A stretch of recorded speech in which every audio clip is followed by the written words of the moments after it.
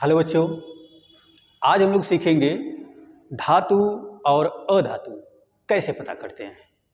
तो धातु और अधातु पता करने के लिए सबसे पहले हम इलेक्ट्रॉनिक विन्यास निकाल देते हैं। और छोटी सी ट्रिक हम आपको बताते हैं, उसको फॉलो कीजिए और तुरंत पता चल जाएगा कौन धातु है और कौन अधातु है। तो पहले पढ़ते हैं क्या धातु।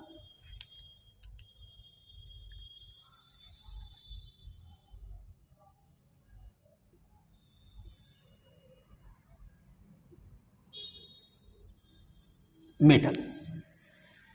धातु किसे कहते हैं? ऐसे तत्व जो रासायनिक अभिक्रियाओं में इलेक्ट्रॉन त्याग कर धनायन बनाने की प्रवृत्ति रखते हैं, उन्हें हम धातु कहते हैं। क्या कहते हैं? इलेक्ट्रॉन त्याग कर धनायन बनाने की प्रवृत्ति रखते हैं, उन्हें हम क्या कहते हैं? धातु कहते हैं। जैसे सोडियम है, Na हो गया, इलेक्ट्रॉन त्यागेगा तो इस पर प्लस आएगा और एक इलेक्ट्रॉन हो गया, तो ये क्या बनाया? धनायन बनाया। क्या बनाया? धनायन बनाया। जैसे Mg है, Mg क्या है? दो इलेक्ट्रॉन त्यागेगा और दो इलेक्ट्रॉन त्यागा तो ये क्या बनाया? धनायन बनाया। तो धनायन किसे कहते हैं? ऐसे तत्व जो रासायनिक क्रियाओं में इलेक्ट्रॉन त्याग कर धनायन बनाने की प्रवृत्ति रखते हैं, उन्हें हम धातु कहते हैं। किसी तत्व को कैसे पता करेंगे कि ये धातु है कि नहीं है? सबसे पहले हम उसका इलेक्ट्रॉनिक विन्यास निकाल देंगे। इलेक्ट्रॉनिक विन्यास निकालने के बाद देखेंगे कि उसके वाय कोश में 1, 2, 3, अगर 1, 2, 3 इलेक्ट्रॉन आते हैं तो हम समझ जाएंगे कि वो क्या होगा? धातु होगा। आइए देखते हैं, एग्जाम्पल लेते हैं। जैसे मान लीजिए पहला एग्जाम्पल लेते हैं लिथियम का। लिथियम का कितना होता है? 3 होता है। इलेक्ट्रॉनिक का निकालेंगे 1s2 2s1। वाय कोश में कितना इलेक्ट्रॉन आया? 1 आया। इसका मतलब ये क्या होगा? धातु होगा, यानी मेटल होगा। दूसरा देखते हैं सोडियम। सोडियम का होता कितना है? 11। इसका जब निकालते हैं तो हो गया 1s2 2s2 2p6 3s1। Underline कर लेते हैं। इसमें 2 इलेक्ट्रॉन, इसमें 8 इलेक्ट्रॉन। इस वाय कोश यह है, वाय कोश में कितना इलेक्ट्रॉन है? 1 इलेक्ट्रॉन है। इसका मतलब ये क्या होगा? मेटल होगा। जैसे एल्युमिनियम ले लेते हैं। एल्युमिनियम का कितना होता है? 13 होता है। इसी निकाल लीजिए 1s2 2s2 2p6 3s2 और 3p1। अंडरलाइन कर लीजिए। यहाँ कितना इलेक्ट्रॉन? 2। यहाँ कितना? 8। वाय कोश में कितना है? 3 है। तो 3 अगर वाय कोश में है तो क्या होगा? मेटल होगा। यानी हमको ट्रिक क्या पता चल गई कि इलेक्ट्रॉनिक विन्यास अगर निकाल लेंगे, ठीक ना, वाय कोश में 1, 2, 3 इलेक्ट्रॉन अगर आते हैं तो क्या होंगे? मेटल होंगे। क्या होंगे? मेटल होंगे। ठीक ना। अब हम लोग जान जाते हैं कि धातुओं के गुण क्या होते हैं। धातुओं के गुण पढ़ लेते हैं।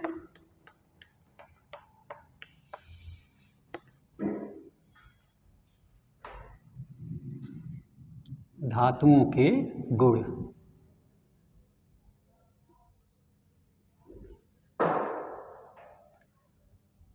धातुओं के गुण। पहला, धातुएं रासायनिक क्रियाओं में इलेक्ट्रॉन त्याग कर धनायन बनाते हैं। क्या बनाते हैं? धनायन बनाते हैं। पहला हो गया धनायन बनाते हैं। दूसरा, इनमें एक विशेष प्रकार की चमक पाई जाती है जिसे हम क्या कहते हैं? धात्विक चमक। क्या कहते हैं? धात्विक चमक। उसे हम क्या कहते हैं?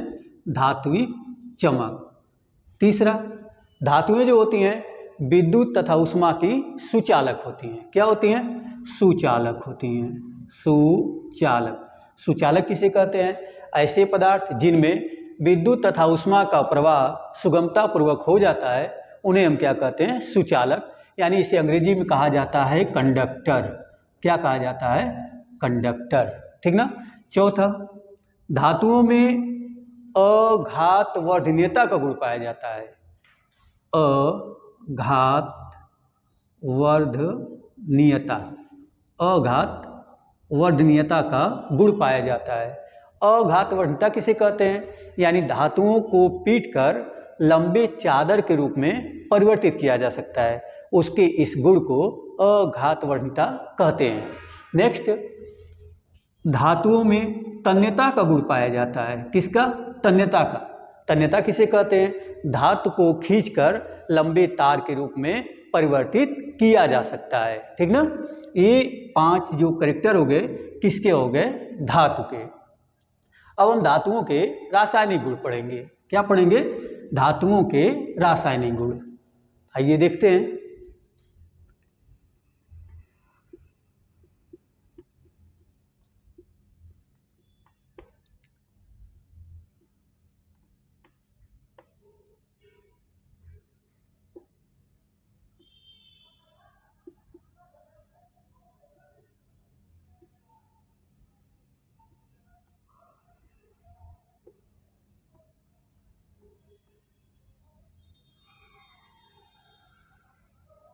पहला पढ़ते हैं वायु से क्रिया। वायु से क्रिया, ठीक ना। देखते हैं धातुएं, मान लीजिए कोई धातु है जैसे Mg है, ऑक्सीजन से क्रिया करता है तो क्या बनाएगा, ये बना देगा 2MgO। मतलब क्या हो गया, ये क्या था, धातु। किससे क्रिया किया, ऑक्सीजन। किससे क्रिया किया, ऑक्सीजन। क्या बनाया, धातु ऑक्साइड। धातु ऑक्साइड, यानी हमें पता चल गया कि धातुएं जो होती हैं अम्लों से, धातुएं जो होती हैं ऑक्सीजन से क्रिया करती हैं तो क्या बनाती हैं, धातु ऑक्साइड। दूसरा देख लेते हैं, अम्लों से क्रिया। अम्लों से क्रिया, ठीक ना। धातु है, मान लीजिए जिंक है, अम्ल कौन सा है, सल्फ्यूरिक एसिड है, H2SO4 जिसको कहते हैं। ये इससे रिएक्शन कर रहा है तो बना क्या रहा है, ZnSO4 और प्लस H2, यानी ये क्या हो गया, धातु हो गया। ये क्या हो गया, अम्ल हो गया। और रिएक्शन करके क्या बनाया, लवण बनाया। और यहाँ पे क्या निकला, हाइड्रोजन गैस। क्या निकला, हाइड्रोजन गैस। हाइड्रोजन गैस, ठीक ना। क्या हुआ, हाइड्रोजन गैस निकला। वेरी वेरी इंपॉर्टेंट क्वेश्चन, ये अक्सर पूछा जाता है, कंपटीशन में भी पूछा जाता है कि धातुएं अम्लों से क्रिया करके कौन सी गैस देती हैं। तो धातुएं अम्लों से क्रिया करके हाइड्रोजन गैस देती हैं। कौन सी गैस देती हैं, हाइड्रोजन गैस देती हैं। तो कोई भी धातु जब अम्ल से क्रिया करता है तो वो लवण बनाता है और क्या बनाता है, हाइड्रोजन गैस देता है। नेक्स्ट देखते हैं,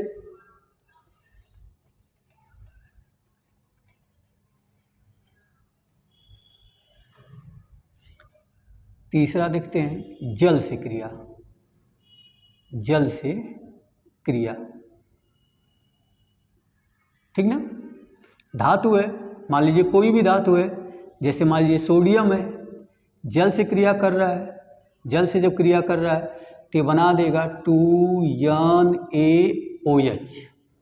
2NaOH, यानी ये क्या हो गया, धातु हो गया। ये क्या हो गया, जल हो गया, ठीक ना। और ये क्या बना दिया, धातु हाइड्रोक्साइड।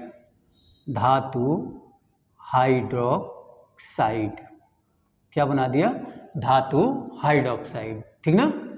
बैलेंसिंग चेक कर लेते हैं, 2 Na है, 2 Na है, 2 ऑक्सीजन है, 1 ऑक्सीजन यहाँ पे, तो इसको 2 कर लेंगे और यहाँ पे क्या कर लेंगे, H2, यानी धातु हाइड्रोक्साइड के साथ ही क्या बनाएंगे, हाइड्रोजन गैस।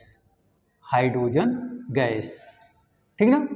यदि मान लीजिए यह धातु ऑक्साइड जल से रिएक्शन करता है, धातु ऑक्साइड, किसी धातु का अगर ऑक्साइड है और वह जल से रिएक्शन करता है, क्रिया करता है, तो क्या बनाएगा, बनाएगा वो धातु हाइड्रोक्साइड।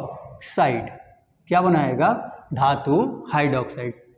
एग्जाम्पल देख लेते हैं, जैसे मान लीजिए suppose that Na2O sodium oxide है, जल से रिएक्शन करता है H2O, तो बना देगा 2NaOH, यानी ये क्या है, सोडियम ऑक्साइड। सोडियम ऑक्साइड, ठीक ना। और ये क्या है, जल है, क्रिया कर रहा है, क्या बना रहा है, सोडियम हाइड्रोक्साइड। सोडियम हाइड्रोक्साइड, ठीक ना। धातुओं से क्रिया हो गया। क्या पढ़े हमने, जल से क्रिया, वायु से क्रिया, अम्लों से क्रिया, 3 चीजें पढ़े। अब हम लोग अधातु पढ़ेंगे।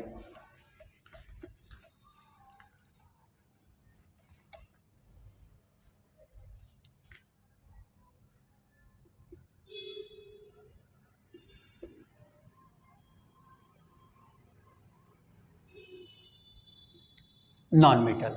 नॉन मेटल क्या होते हैं? ऐसे तत्व जो रासायनिक अभिक्रियाओं में इलेक्ट्रॉन ग्रहण करके ऋणायन बनाने की प्रवृत्ति रखते हैं, उन्हें हम क्या कहते हैं? नॉन मेटल कहते हैं, अधातु कहते हैं। जैसे सपोज दैट Cl2, 2 इलेक्ट्रॉन इसको दे दीजिए, ग्रहण कराइए, तो ये हो जाएगा 2Cl निगेटिव। क्या बनाया? ये ऋणायन बनाया, ठीक ना। Br2, 2 इलेक्ट्रॉन दे दीजिए, ठीक ना, क्या बनाया? 2Br negative. ये क्या हो गया? Non metal. क्या हो गया? नॉन मेटल, ठीक ना। कैसे निकालेंगे कि कोई तत्व नॉन मेटल है कि मेटल है? तो मेटल के बारे में तो हम जान गए। नॉन मेटल के बारे में सबसे पहले उसका इलेक्ट्रॉनिक विन्यास निकालेंगे। जब इलेक्ट्रॉनिक विन्यास निकाल लेंगे तो देखेंगे कि उसके वाय कोष में 4, 5, 6, 7, 8 इलेक्ट्रॉन तो नहीं है। 4, 5, 6, 7, 8 यदि ये नंबर उनके वाय कोष में होते हैं तो निश्चित रूप से वो क्या होंगे? अधातु होंगे। जैसे मान लीजिए क्लोरीन का एटॉमिक नंबर कितना होता है? 17 होता है। तो इसका जब EC निकालेंगे, इलेक्ट्रॉनिक कॉन्फिगरेशन, तो 1s2, 2s2, 2p6, 3s2, 3p5। तो यहाँ कॉमा लगा देंगे, यहाँ लगा देंगे, इसके 2, यहाँ पे 8 और यहाँ पे 7। तो इसके वाय कोष में कितने इलेक्ट्रॉन है? 7। इसका मतलब ये क्या है? नॉन मेटल है। क्या है? नॉन मेटल है। अनदर ले लेते हैं ऑक्सीजन। ऑक्सीजन का कितना होता है? 8। निकाल लेते हैं 1s2, 2s2 और 2p4। यहाँ कितना इलेक्ट्रॉन? 2। इसके वाय कोष में कितना हुआ? 6। इसका मतलब ये क्या है? नॉन मेटल है। क्या है? नॉन मेटल है। यानी इसकी ट्रिक क्या हो गई? इसकी ट्रिक हो गई कि यदि वाय कोष में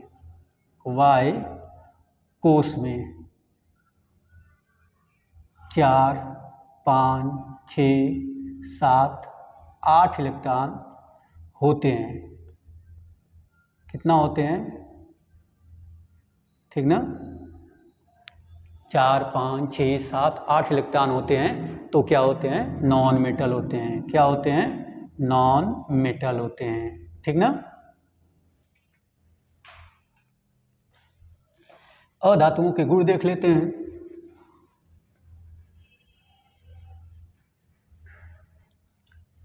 अधातुओं के गुण।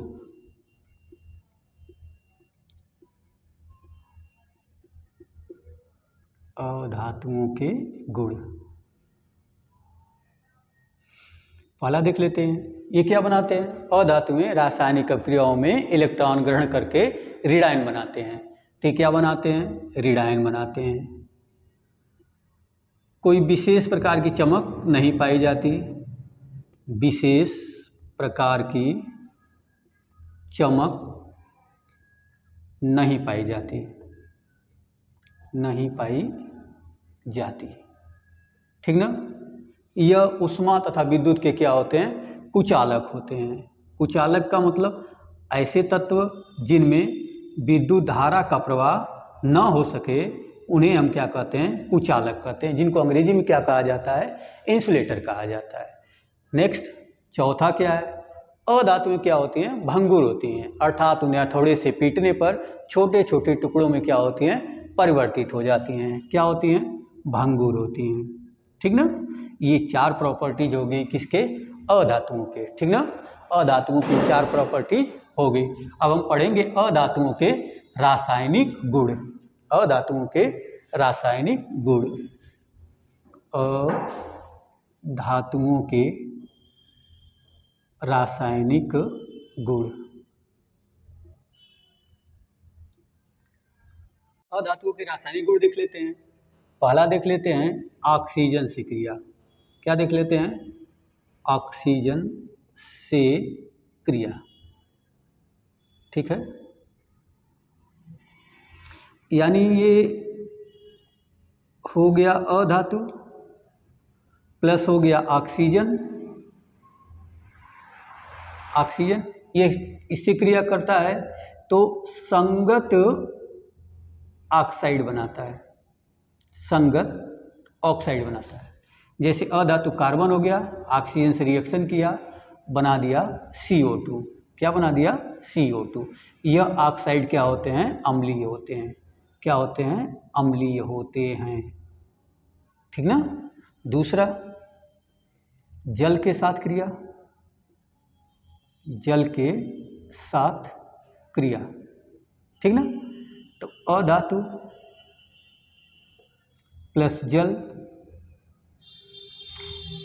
अभिक्रिया नहीं देते, जल के साथ अधातु अभिक्रिया नहीं देते। ठीक। तीसरा देख लेते हैं, अम्लों के साथ क्रिया, अम्लों के साथ क्रिया। जब अम्लों के साथ क्रिया करते हैं तो अधातु प्लस अम्ल, यानी अधातुएं भी अम्लों के साथ क्रिया करके अभिक्रिया नहीं देते, अभिक्रिया नहीं देते। ठीक ना। यानी कहने का मतलब ऑक्सीजन से क्रिया करते हैं तो संगत ऑक्साइड बनाते हैं, जैसे कार्बन ऑक्सीजन से रिएक्शन किया तो कार्बन डाइऑक्साइड बना, ये क्या होते हैं, अम्लीय होते हैं। दूसरा कह रहा है जल के साथ क्रिया, तो अधातुएं जल के साथ अब क्रिया करती ही नहीं है। तीसरा, अम्लों के साथ क्रिया, तो अम्लों के साथ भी अधातुएं अब क्रिया नहीं करती। अब हम लोग उपधातु पढ़ेंगे। क्या पढ़ेंगे, उपधातु।